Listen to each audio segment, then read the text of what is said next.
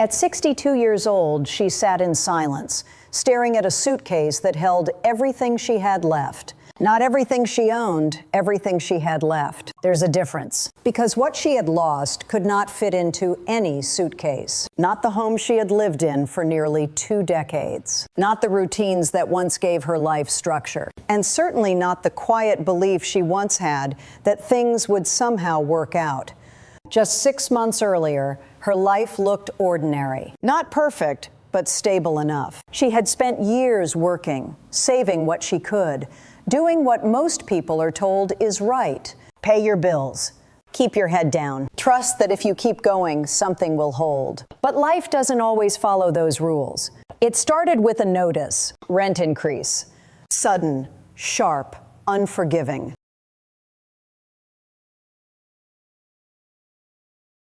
At first, she told herself she could manage it. Maybe cut back here, stretch there. But then came the second hit. Reduced hours at work. And just like that, the fragile balance collapsed. She didn't tell anyone right away. Pride keeps people silent. She tried to fix it on her own. She skipped meals, sold a few things, stayed up late running numbers, hoping they would change. They didn't.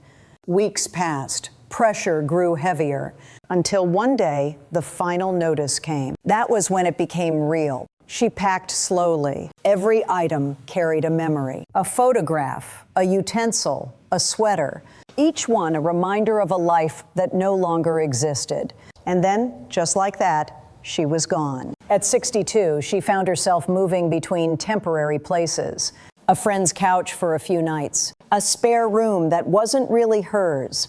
Each place came with an unspoken understanding it wasn't permanent. It couldn't be. The hardest part wasn't the discomfort. It was the feeling, the quiet, persistent feeling that she had fallen out of the world, that she had become invisible. Too old to start over, too tired to fight back. At night, she would lie awake, staring at the ceiling, replaying every decision, wondering where she went wrong, wondering if this was how her story ended. Not with a dramatic crash, but with a slow, quiet unraveling.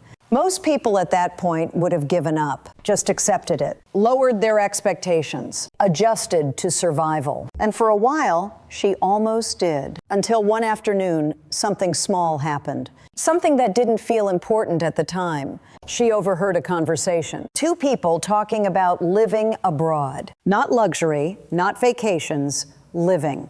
Expenses were lower.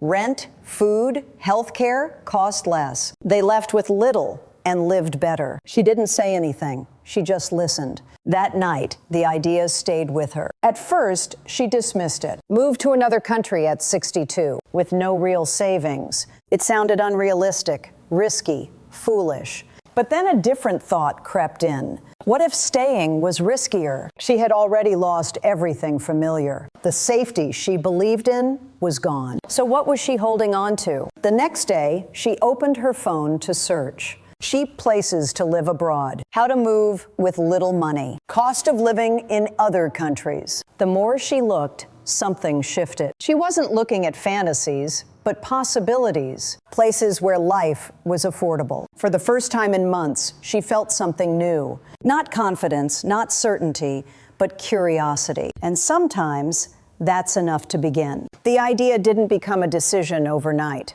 It lingered, grew slowly. She kept going back to it. Watching, reading, imagining leaving everything behind. Not because she had to, but because she chose to. Still, fear was there, loud and persistent.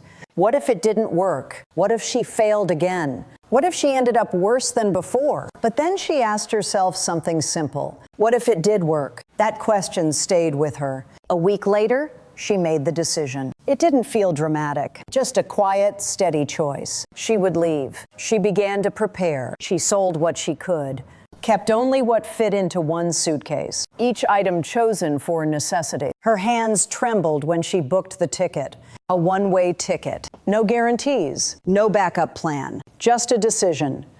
Just a decision. The day she left, there were no goodbyes. Just her and her suitcase. Everything familiar was behind her. The flight felt long, not distance, but thoughts. Doubt came and went, over and over. But when she arrived, something unexpected happened. Nothing dramatic, just calm. The place was slower, simpler. Things were affordable, not just slightly, significantly. Her apartment cost less than before. Food was cheaper. Life required less. But the biggest surprise wasn't financial.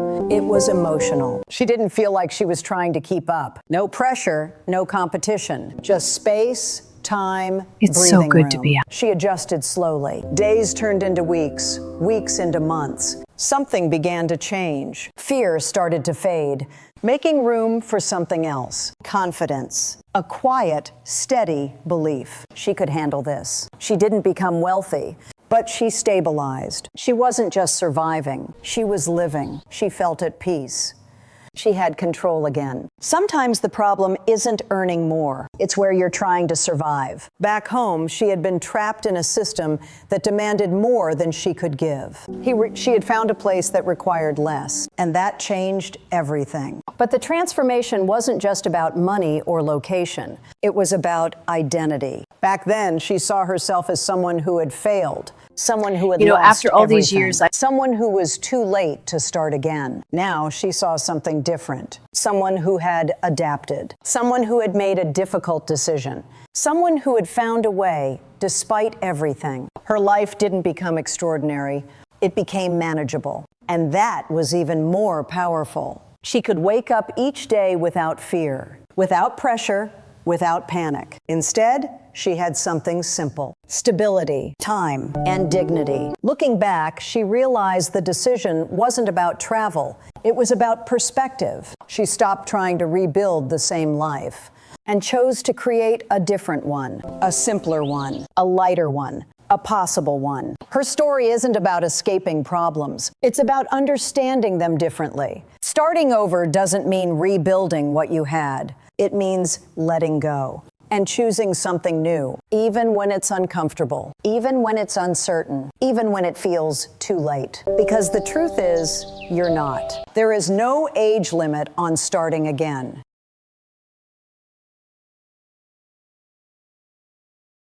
Sometimes all it takes is one decision. Not perfect, not guaranteed, just brave. And that decision could change everything. Your story is still being written. The next chapter might begin with one choice. What would you do if you decided to start again?